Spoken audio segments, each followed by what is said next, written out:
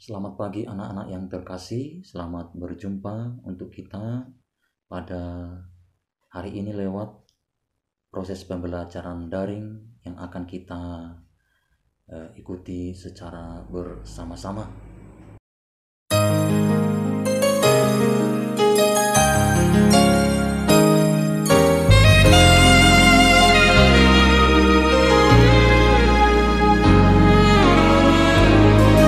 Baik anak-anak, sebelum kita melanjutkan proses pembelajaran daring kita untuk pertemuan yang kedua pada hari ini, terlebih dahulu marilah kita mengucapkan syukur kepada Tuhan karena kita masih dapat merasakan kesehatan hingga sampai pada hari ini, dan juga atas penyertaannya untuk kita di minggu yang lalu sehingga kita bisa mengikuti proses pembelajaran daring yang pertama dengan baik.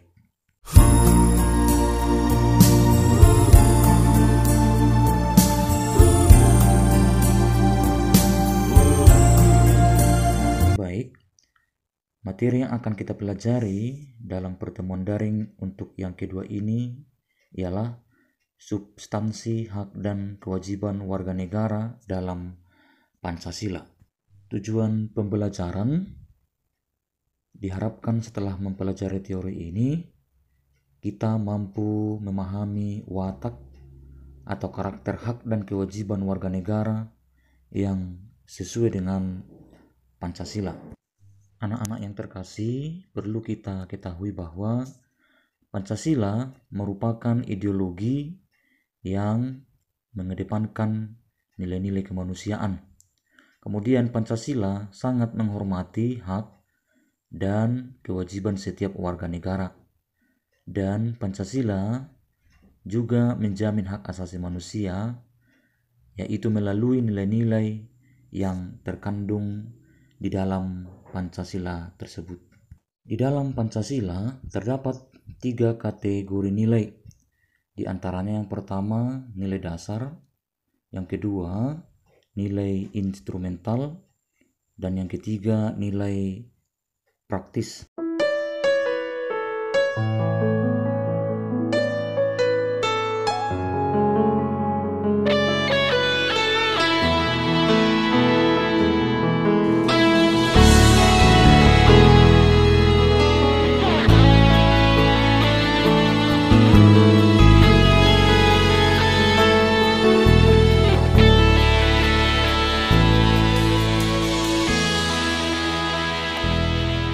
Pada pertemuan kita yang kedua ini, Bapak membatasi materi yang kita pelajari, yaitu hanya mengenai tentang nilai dasar saja.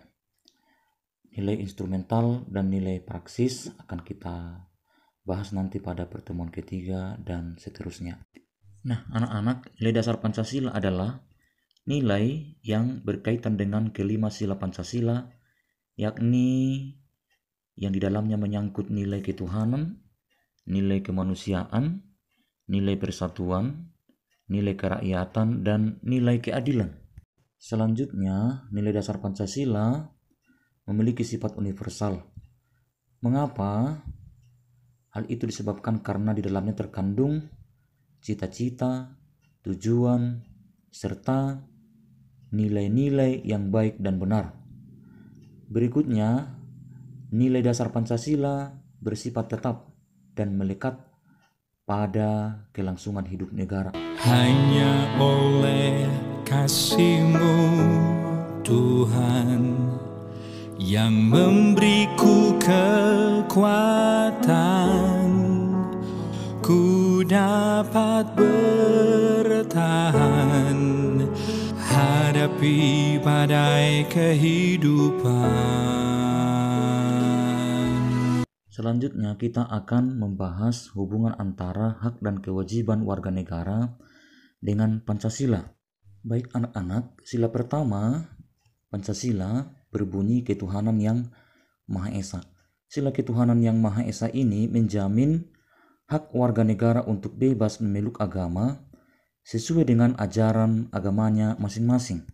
Menurut sila pertama ketuhanan yang Maha Esa, ada beberapa kewajiban yang mestinya dilakukan oleh warga negara. Di antaranya yang pertama adalah membina kerjasama dan tolong-menolong dengan pemeluk agama lain sesuai dengan situasi dan kondisi daerah masing-masing. Yang kedua, mengembangkan toleransi antar umat beragama menuju kehidupan yang serasi, selaras, dan seimbang. Dan yang ketiga, tidak memaksakan suatu agama dan kepercayaan kepada orang lain. Berikutnya, sila kemanusiaan yang adil dan beradab. Sila kedua ini menempatkan hak setiap warga negara berada pada kedudukan yang sama di depan hukum dan jaminan yang sama dalam hal perlindungan hukum. Terdapat beberapa kewajiban warga negara yang tersirat dalam sila kedua.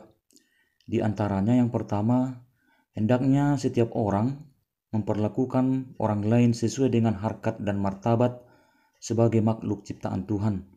Yang kedua, hendaknya setiap orang mengakui persamaan derajat, hak, dan kewajiban manusia tanpa membedakan suku, agama, jenis kelamin, dan lain sebagainya. Yang ketiga, hendaknya setiap orang mengembangkan sikap saling mencintai sesama manusia. Dan yang keempat, hendaknya setiap orang melakukan berbagai kegiatan kemanusiaan. Selanjutnya, sila persatuan Indonesia.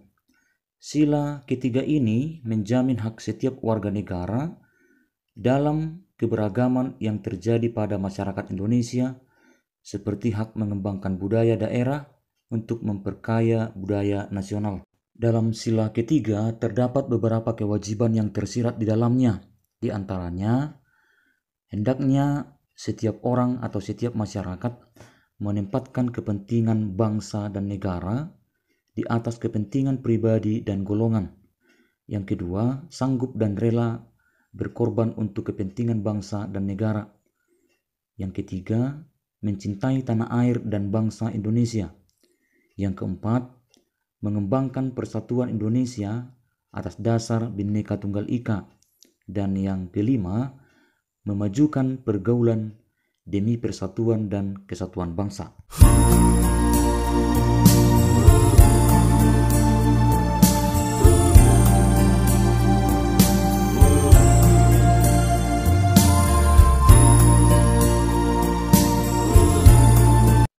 Selanjutnya masuklah kita ke pembahasan sila Pancasila yang keempat, yaitu sila kerakyatan yang dipimpin oleh hikmat kebijaksanaan dalam permusyawaratan perwakilan. Sila ini mencerminkan kehidupan pemerintahan, bernegara, dan bermasyarakat yang demokratis. Sila keempat ini juga menjamin partisipasi politik warga negara yang diwujudkan dalam bentuk kebebasan berpendapat, berorganisasi, serta hak berpartisipasi dalam pemilihan umum. Nilai yang tersirat dalam sila keempat ini diharapkan setiap orang atau setiap kelompok mengutamakan musyawarah dan mufakat dalam setiap pengambilan keputusan.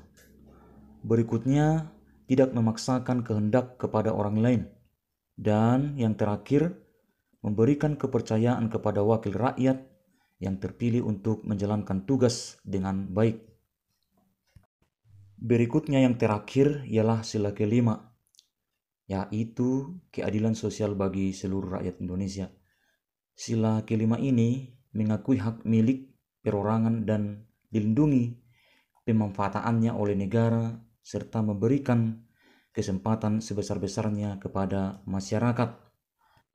Amanat yang penting diamalkan dari sila kelima ialah yang pertama, diharapkan setiap orang mampu mengembangkan sikap gotong royong dan kekeluargaan dengan masyarakat di lingkungan sekitarnya. Yang kedua, tidak melakukan perbuatan yang merugikan kepentingan umum. Dan yang ketiga, diharapkan setiap masyarakat memiliki kepribadian yang suka bekerja keras.